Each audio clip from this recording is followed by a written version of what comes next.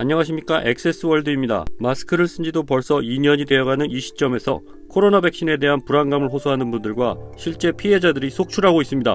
2020년 전 세계는 코로나19로 인해 289만 명이 사망했습니다.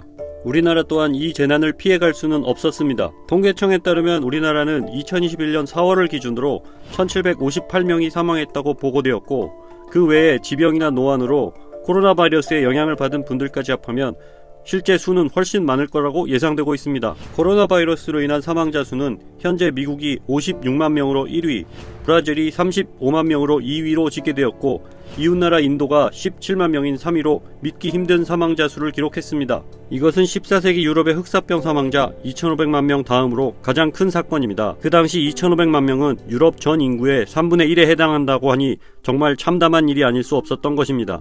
이러한 초유의 재난 사태를 진정시키기 위해서 전 세계가 백신 개발에 나섰고, 그 결과 여러분들이 잘 아시는 세 가지 대표 백신이 탄생했습니다. 화이자, 모더나는 미국에, 아스트라제네카는 영국에 본사를 두고 있습니다. 그리고 존슨앤존슨의 자회사 얀센에서 개발한 백신이 미국에서 세 번째로 개발되었습니다. 기존 세 가지 백신들과 달리 얀센에서 출시한 백신은 1회 접종만으로 완료되는 형식이라 전 세계가 주목하고 있으며 이미 9억 도주에 달하는 주문 제작에 착수한 상태입니다. 다 같은 백신인데 우리나라에서는 영국 아스트라제네카를 주로 접종시켜 왔습니다. 그 이유는 보관 유지와 국가 재정적 문제였다고 합니다. 그러나 더 큰 문제는 백신 효과에 있습니다.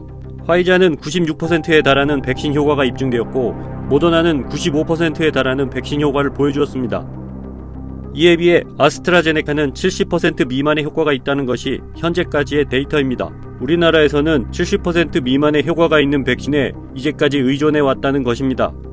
물론 가격적인 면에서 5배에서 8배까지 차이가 나기 때문에 고려된 부분일 것입니다. 미화 기준으로 화이자는 18에서 20달러, 모더나는 17에서 25달러, 아스트라제네카는 4에서 5달러이니 그 차이가 명확히 크기 때문입니다. 그뿐만 아니라 아스트라제네카는 냉장 보관이 가능하지만 화이자나 모더나는 반드시 영하의 보관 상태를 유지해야 하기 때문에 보관이 더욱 어려울 수도 있습니다. 여기에 하나를 더하자면 화이자와 모더나는 제조 방식 또한 복잡하고 어려워서 1도즈 생산 속도에서도 아스트라제네카와 차이가 있는 것이 분명한 사실입니다. 비록 효과 부분에서 떨어지는 아스트라제네카이지만 국민 전체가 접종했을 경우 집단 면역 효과를 기대하는 부분은 화이자나 모더나와 큰 차이가 없다니 빠른 시일 내에 다른 변종들이 발생하기 전에 모두 접종하는 것이 최선이었던 것입니다. 집단 면역 효과라는 것이 실제 존재한다는 가정하에 말입니다. 그러나 이러한 국가나 국민들의 노력과 달리 아스트라제네카는 혈전이라는 또 다른 문제를 야기시켜서 새로운 국면을 맞이하게 되었습니다. 이 문제에 대한 영국의 입장은 부작용보다는 이점이 많기 때문에 그냥 사용해도 된다라는 입장을 밝혔고, 세계보건기구에서도 아스트라제네카로 인해서 발병한 혈전이라는 정확한 데이터가 없기 때문에 함구하겠다는 의사를 보였습니다. 이미 혈전의 위험성을 감지했던 유럽 20여 개국은 한 달여 전부터 아스트라제네카 투약을 전면 금지시켰음에도 영국과 세계보건기구는 이러한 행동을 취하고 있는 실정입니다.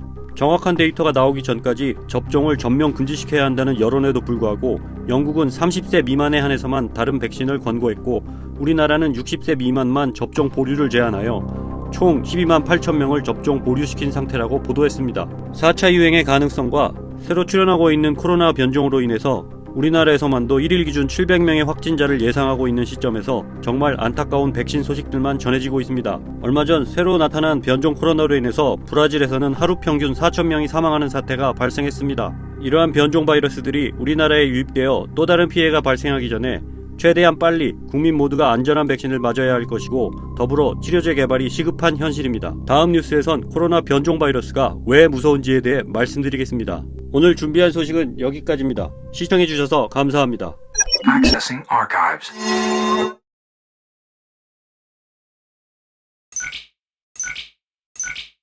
Activated.